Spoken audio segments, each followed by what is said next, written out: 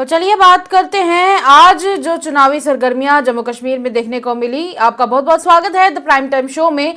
शुरुआत करेंगे जम्मू कश्मीर में आज जो असेंबली लगी थी और आज वहां पर जो बहसबाजी हुई।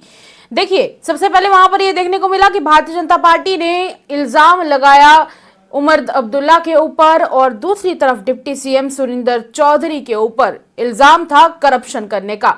हालांकि इसकी शुरुआत कुछ इस तरह से होती है कि सबसे पहले भारतीय जनता पार्टी की तरफ से लगातार बात की जा रही थी फ्लड विक्टिम्स के लिए रिहैबिलिटेशन की।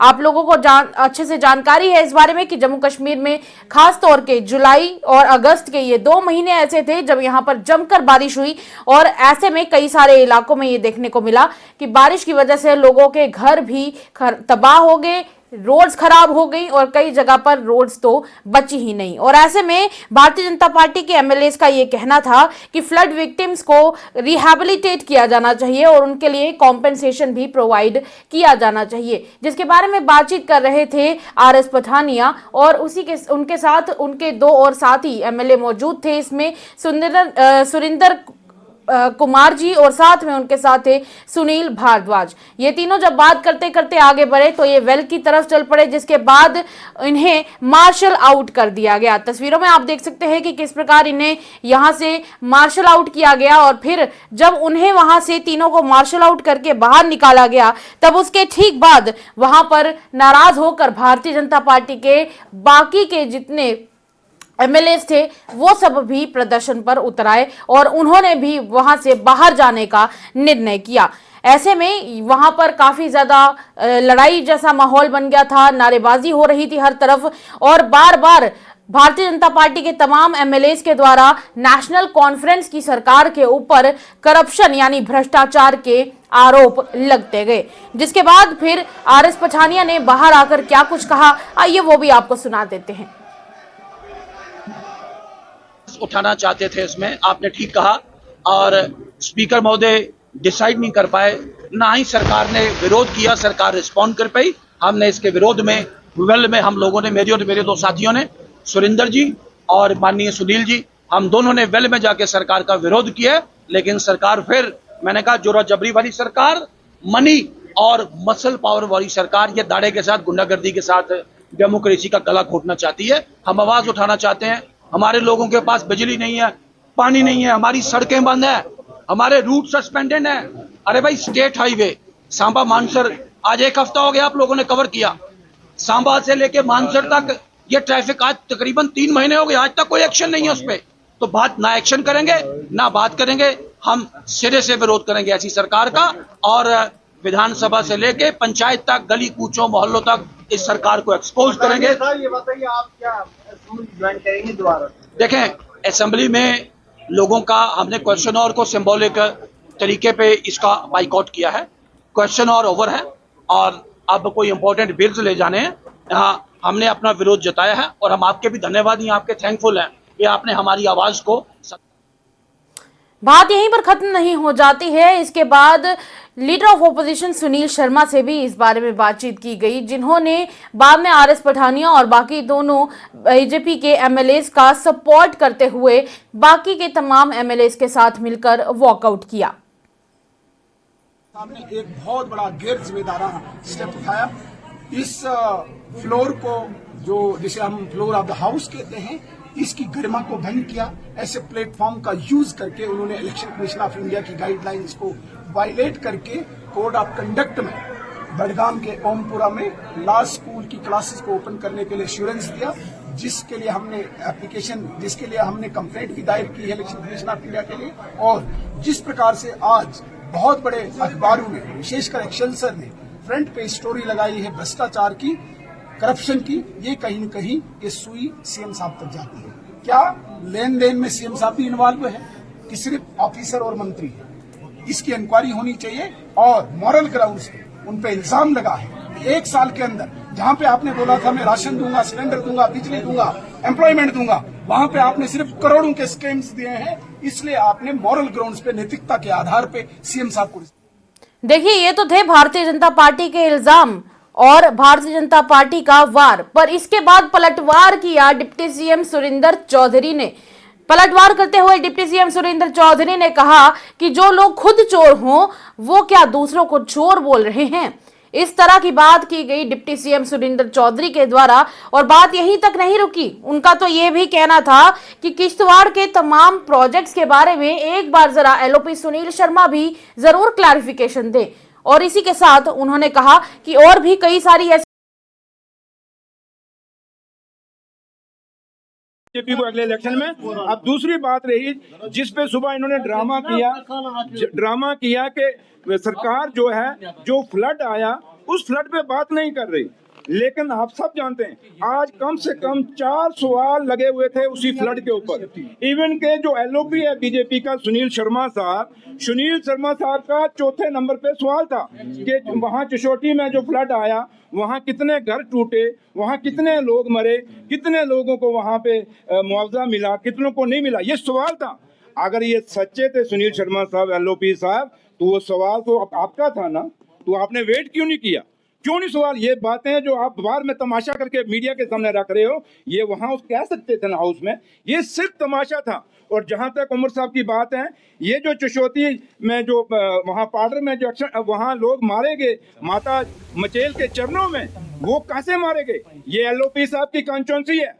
आप इनकी जिम्मेवारी बताइए, दिल्ली से आपने क्या सपोर्ट कराई है एलओपी साहब? का मतलब है कि उनका वॉकआउट। सुनिए मैं आप मुझे सुनिए, डाइवर्शन था। सुनिए मैं ऐसी बात हूँ, ये उनकी कॉन्स्टिट्यूएंसी थी। उनको ये पूछिए कि आपका कौन सा बड़ा लीडर वहां दिल्ली से आया जो वहां पे गया। लेकिन मेरा लीडर उमर अब्दुल्ला साहब, जम्मू कश्मीर का मुख्यमंत्री, आप लोगों ने खुद देखा, कवर किया होगा, वो वहां चोशोटी में खुद गए, पैदल घूमे। उमर साहब अपना क्या नाम है, मोहर में गए, उमर साहब रामबन में गए, उमर साहब जम्मू शहर के अंदर चौथे ब्रिज के ऊपर गए, बाकी लोग जगहों पे जो लोग जिन दरिया में जो तवी में बह गए उन पे गए। उमर साहब कठुआ में गए, सांबा में गए। और इस एलओपी साहब को पूछो, ये जो नेशनल हाईवे के जो ब्रिज बह गए नेशनल हाईवे के कठुआ में और सांबा में, उसके ऊपर क्यों नहीं सवाल लगाया? आपने ये सवाल क्यों नहीं लगाया कि उधमपुर से लेकर टनल तक पूरा रोड बैठ गया नेशनल हाईवे, उस पर सवाल क्यों नहीं लगाया एलओपी साहब ने, बीजेपी वालों ने? क्यों? क्योंकि वहां बीजेपी की इन्वॉल्वमेंट है। ये नेशनल हाईवे अथॉरिटी किसकी है? ये बीजेपी वालों की है। तो इसलिए आपने वहां सवाल नहीं लगाते, क्योंकि इनका आखिरी चेहरा ये जो फ्लड हिट है। अगर आप फ्लड के लोगों के साथ ईमानदारी है तो फिर फ्लड के लोगों का मजहब के नाम पे नहीं बात रखनी चाहिए। खाली जम्मू सूबे में फ्लड नहीं, रोड बंद होने से क्या एक बार भी इन्होंने बोला कि सेब के सेब लोगों के खत्म हो गए, यहाँ ट्रकों के ट्रक खत्म हो गए, उस पर कोई बात रखी उन्होंने? यहाँ 22 शरण के अंदर लोग मर गए, मिलिटेंसी अटैक हुआ, कैसे हुआ, क्यों हुआ? चौधरी साहब सुनिए मेरी बात, ये इंपॉर्टेंट भैया सुनिए, क्या कहेंगे? सुनो मेरी बात यार, अगर आप सुनते हो तो बात का सुन लीजिए, यहीं अधूरी मत छोड़िए। 22 शरण में पूरा टूरिज्म कश्मीर का खत्म हो गया, पूरी इंडस्ट्री, होटल इंडस्ट्री खत्म हो गई। एक बार भी बीजेपी ने कहीं सवाल लाया, बात रखी कि हमने इस पर बात करना चाहते हैं, इस पर डिबेट करना चाहते हैं? ये कम करते हैं। मैंने वही कहा, बीजेपी के 2 चेहरे हैं। कश्मीर में आते हैं, कहते हैं हम आपके हमदर्द हैं। क्या यहाँ लाल चौक में एक सेल्फी पॉइंट बनाने से क्या यही जम्मू कश्मीर की स्मार्ट सिटी बन जाएगी? या जम्मू के अंदर 2 सड़कें शहर के अंदर बनाने से क्या यही स्मार्ट सिटी बन जाएगी? हाँ, सुनील शर्मा साहब ईमानदार हो तो मैं आपको कहता हूँ, जाइए, अगर इंक्वायरी करनी है, निशारा की इंक्वायरी तो मैंने इनिशिएट करा दी है।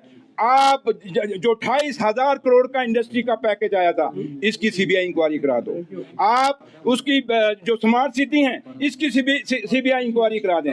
आप जितनी भी यूनिवर्सिटी हैं, बाहर के लोग उस यूनिवर्सिटी में लग रहे हैं, जम्मू कश्मीर के बच्चों को रोजगार नहीं मिल रहा, इन यूनिवर्सिटी में जितनी भी अपॉइंटमेंट हुई है बाहर के लोगों की, उसकी सीबीआई इंक्वायरी करा दें। सुनील शर्मा साहब, अगर आप इंक्वायरी करना चाहते हैं बीजेपी वालों, तो फिर अगर सबसे बड़ी इंक्वायरी यहाँ जो बेरोजगारी है, जिस बेरोजगारी को आपने पैदा किया, उस बेरोजगारी पे एक सीबीआई इंक्वायरी करोगे। ये कैसे ये 10 महीने में तो पैदा नहीं हुए ये बेरोजगार। इसलिए मैं आपसे ये बात करूंगा कि बीजेपी के लोग सिर्फ जम्मू कश्मीर के लोगों को उलझाना चाहते हैं, इससे ज्यादा कुछ नहीं है। ये सिर्फ एक जोर जबरदस्ती से गुमराह करके ये सरकार यहाँ पे अपनी पार्टी को चलाना चाहते हैं। लेकिन जम्मू कश्मीर के लोगों ने पहले भी इनको 2024 में इनको जवाब दिया था, कश्मीर में तो लोगों ने जवाब दिया, अब जम्मू वाले लोग अगले इलेक्शन का इंतजार करके इनको जवाब देंगे। और ये बीजेपी, सुनील शर्मा को एक बात और पूछना कि तलवार मुख जो आपने बंद किया था वो उमर अब्दुल्ला सरकार ने शुरू किया है। आज जम्मू का एक एक व्यापारी, एक एक आम आदमी खुश है। आपको किसने रोका था कि भाई यहाँ पे ये आप दरबार मुंह न चलाएं? इसलिए मुद्दे बहुत हैं, बातें बहुत हैं, लेकिन मैं एक ही बात कहूंगा कि बीजेपी असेंबली के अंदर पूरा ड्रामा कर रही है। ये सिर्फ तमाशा कर रही है आप लोगों के चैनलों पे आने के लिए, क्योंकि ये कुछ ना करें तो आप थोड़ा इनको पूछोगे भाई क्या हुआ है। इसलिए जब ये कुछ पंगा करेंगे तो ही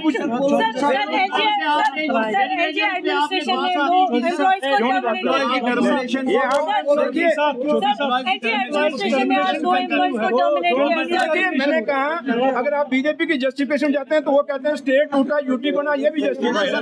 स्पेशल स्टेटस टूटा, ये भी जस्टिफाइड है। जम्मू कश्मीर के बेरोजगारों को नौकरी नहीं मिली, ये भी जस्टिफाइड है। डेली वेतनों को पक्का नहीं किया, वो भी जस्टिफाइड है। बीजेपी हर वो काम जो जम्मू कश्मीर के लोगों के खिलाफ किया है उसको हमेशा जस्टिफाई कहती है। इसलिए मैं लोगों से कहूंगा भारतीय जनता पार्टी जम्मू कश्मीर की, ये जम्मू कश्मीर के लोगों के खिलाफ है और जम्मू कश्मीर के लोगों के भाईचारे को तोड़ने की कोशिश करती है। और जम्मू कश्मीर के लोगों को ये फैसला करना होगा कि इनकी बात सुननी है कि नहीं सुननी। इसलिए मैंने कहा आपने क्या इंक्वायरी की है? अगर उसके मिलिटेंट रिंग अगर उन लोगों के, चाहे वो मैं हूं या कोई भी हो, अगर देश के खिलाफ कोई भी आदमी कोई काम करता है तो उसके खिलाफ एक्शन होना चाहिए। और अगर नहीं करता तो उसके साथ खाली मजहब के नाम पे, जात के नाम पे, बरादरी के नाम पे या रीजनलिज्म के नाम के पे एक्शन नहीं होना चाहिए। इसलिए मैं हर उस आदमी के हक में हूं जो देश के हित में है, जो हिंदुस्तान के हित में है, इस हिंदुस्तान के आइन को मानता है, हिंदुस्तान की डेमोक्रेसी को मानता है। और सबसे बड़ा ये बीजेपी खुद ही ना आइन मानती है, ना ये हमारे आज़ादी को मानती है, ना डेमोक्रेसी को मानती है। और जहां पर आपने सुना डिप्टी सीएम सुरेंद्र चौधरी को, उन्होंने कहा कि एक तरफ जो खुद चोर हों वो दूसरे को चोर ना ही कहें तो ही अच्छा है। इसी के साथ उन्होंने डिप्टी सीएम सुरेंद्र चौधरी ने जहां पर भारतीय जनता पार्टी पर तो इल्ज़ाम लगाए ही लगाए, वहीं पर लीडर ऑफ ऑपोजिशन जो कि खुद भारतीय जनता पार्टी के हैं उन्हें भी नहीं छोड़ा। उनका कहना है कि कई सारे ऐसे प्रोजेक्ट्स हैं किश्तवाड़ में जो उन्हीं के अंडर चल रहे हैं और इलीगली चल रहे हैं। चलिए आगे चलते हैं, बात करते हैं जम्मू कश्मीर के वज़ीर आला उमर अब्दुल्ला साहब की। तो उमर अब्दुल्ला साहब ने भी आज जनता से बातचीत करते हुए कहा है कि जिस तरीके से एम्प्लॉयज़ को टर्मिनेट किया जा रहा है, उन्हें टर्मिनेट करना कोर्ट के बेसिस पे होना चाहिए, ना कि किसी प्रकार के शक के आधार पर। मैंने ये हमेशा कहा है और मैं आज भी कहता हूँ, टर्मिनेशन का सिलसिला जो है ये अदालत के जरिए होना चाहिए। हर किसी को अपनी सफाई देने का मौका मिलना चाहिए। ये जो सिलसिला मुलाजिमों को निकालने का इस्तेमाल होता है, इसमें मुलाजिम को अपनी सफाई देने का कोई मौका नहीं मिलता। और अक्सर बेशतर जो है ये लोग फिर अदालत के जरिए वापस ही उन्हीं जगहों पे आते हैं जिनसे इनको निकाला गया है। तो बेहतर यही होगा कि अदालत का तरीका इस्तेमाल करके जो लोग वाकई गुनहगार हैं उनको सजा दें, लेकिन जो सिर्फ शक की बुनियाद पे उनके खिलाफ कार्रवाई होती है वो मुझे लगता है हम सबके लिए नुकसानदेह साबित है।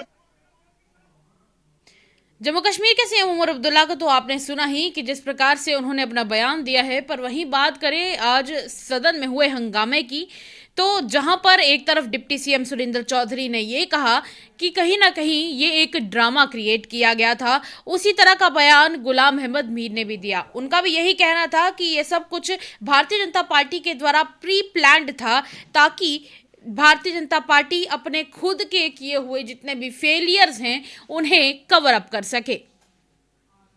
रोज सवाल उठे, कई लोगों के सवाल आए जम्मू से भी, कश्मीर से भी, तो उन्होंने वाज़ेह जवाब दिया था कि जो फ्लड डैमेजेस हुए हैं जम्मू कश्मीर में और उसका तखमीना लगाया गया, डिपार्टमेंट के लोगों को कहा गया और वो तखमीने हमारे पास असेंबल होके जो हमारे अमली गुजारेंगे, मगर अल्टीमेटली इस तरह की डिवास्टेटिंग फ्लड्स और डैमेजेस में अक्सर बेशतर सेंट्रल गवर्नमेंट मदद करती है और अभी तक जम्मू कश्मीर को सेंट्रल गवर्नमेंट ने कोई मदद नहीं की। तो अभी तकमीला तैयार होने के बाद में सेंट्रल गवर्नमेंट को जाएगा और हम रिक्वेस्ट करेंगे कि इस डिवास्टेटिंग फ्लड से जो नुकसान हुए हैं उसमें हमें एक्स्ट्रा ऑर्डिनरी मदद करें। वो ऑलरेडी हाउस में रिकॉर्डेड है, उसमें सारी डिटेल्स आई है, चाहे वो जम्मू का हो, कश्मीर का हो, किसी भी जिले में जमीन गई, लोगों की प्रॉपर्टीज गई, मकान गए, तो सारी डिटेल उसमें आई।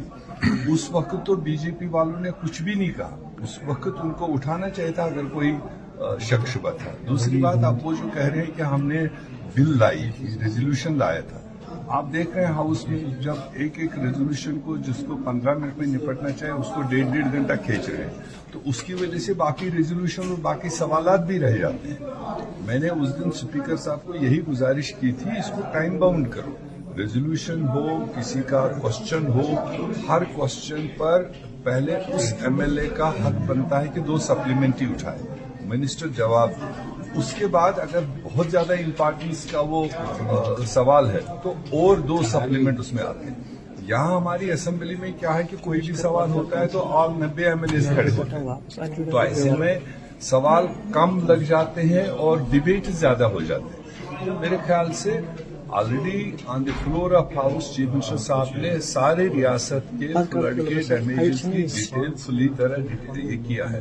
अब अगर उनका रेजोल्यूशन कल नहीं लगा तो आज का भी दिन था, स्पीकर साहब उनको यही अपील कर रहे थे कि question hour should not be disturb, ये तो पब्लिक की प्रॉपर्टी होती है, इसको चलने दो, उसके बाद आपको जो इस विषय पर बोलना चाहते हो मैं अलाउ करूंगा।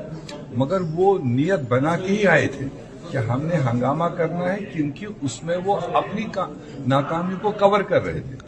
जो सेंट्रल गवर्नमेंट ने मदद करना था वहां पर नौबत ना आए, तो उसको कवर करने के लिए खाली शोरगुल करके अपने कॉन्स्टिट्यूंसी को एड्रेस करना, उससे तो किसी का पेट भरेगा नहीं। अल्टीमेटली जो तखमीना यहाँ से 4,000-8,000 करोड़ का जाएगा, उसमें सारा जम्मू कश्मीर देखेगा कि दिल्ली की सरकार क्या मदद करती है। मदद करेगी तो डिस्ट्रीब्यूशन होगा, तब हमारे डैमेज स्ट्रक्चर वापस बनेंगे। तो इसलिए ये खाली जम्मू की बात नहीं, हम तो उसमें पार्टिसिपेट करने के लिए तैयार थे, मगर डिसेंट तरीके से, प्रॉपर तरीके से उठते तो पूरा हाउस उसमें सपोर्ट कर लेता। मगर जिस तरह का उन्होंने खाली हंगामाबाजी करके खाली गैलरीज के लिए 1 घंटा जाया किया, वो भी सही तरीका नहीं। देखिए, बात वही आ जाती है कि जहां पर अब ये सारी राजनीति हो रही है, इस सब के बीच में जहां जनता की बात होने वाली थी उसी में काफ़ी सारा समय चला गया। और आगे बढ़ेंगे, आपको बताएंगे कि डिप्टी सीएम सुरेंद्र चौधरी, जो कि अलग अलग नाम सबको देते रहते हैं, अक्सर उन्हें इसी के लिए जाना जाता है, कभी वो रविंदर रैना को सिटी मास्टर बुलाते हैं, तो आज उन्होंने रविंदर रैना जी को एक नया नाम दिया है। उन्होंने उनका नाम रखा है ततीरी मास्टर। इस तरह के नाम से उन्होंने आज रविंदर रैना को नया नाम दिया है। क्या हाल है? आज क्या बड़ा इंतजार है मेरा? आज आपने बहुत चिल्लाया और आप पर बहुत इल्जाम भी लगे। क्या इल्जाम है? करप्शन के इल्जाम इन्होंने बीजेपी वालों ने लगाए। कौन लगा रहा है? जो खुद चोर हो दूसरे को क्या कहेंगे? चोर है? तो चोर कभी दूसरे को चोर नहीं कह सकता। और रही बात के जो इल्जाम उन्होंने लगाए, ये एक सियासी, आप चुप हो जाओगे मैं तभी बोलूंगा ना। ये एक सियासी प्रोपोगंडा था, और जिन पेपरों में ये खबरें लगाई गई, रात को 1:30 बजे मुझे पता चल गया था कि पेपरों में, उसमें एक पेपर ऐसा है जो पेपर माइनिंग के जो लीगल माइनिंग करते हैं, वो एक माफिया ग्रुप है, उनका पेपर है। एक पेपर ऐसा है जो पूरी उसको सबसे ज्यादा जम्मू कश्मीर में अगर देखा जाए तो सरकारी एडवर्टाइजमेंट उसको मिलती है, तो आखिर उन्होंने चमचागिरी तो करनी है, और वो गोदी मीडिया ने वो वहाँ खबर चलाई। काश वो वेरीफाई कर लेता।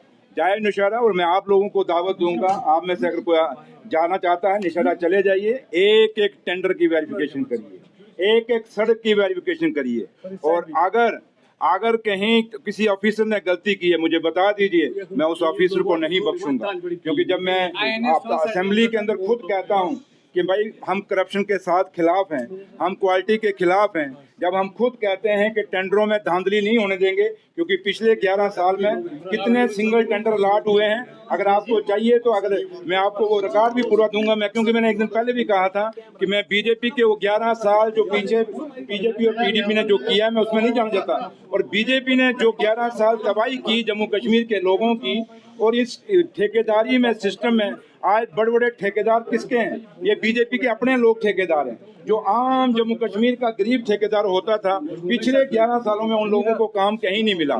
और रही बात जहाँ तक नौशहरा का है, मैंने खुद अपने सेक्रेटरी साहब को कह दिया है कि सेक्रेटरीट से एक हाई लेवल कमेटी बनाई जाए, क्योंकि यही बात 1 महीना पहले वो जो टिटीरी मास्टर है नौशहरा से मेरे मुकाबले में इलेक्शन लड़ा था बीजेपी का, वो जो सीटीएम मारता है टिटीरी, उसके भाई ने प्रेस कॉन्फ्रेंस इसी इशू पे की, same word to word press conference की।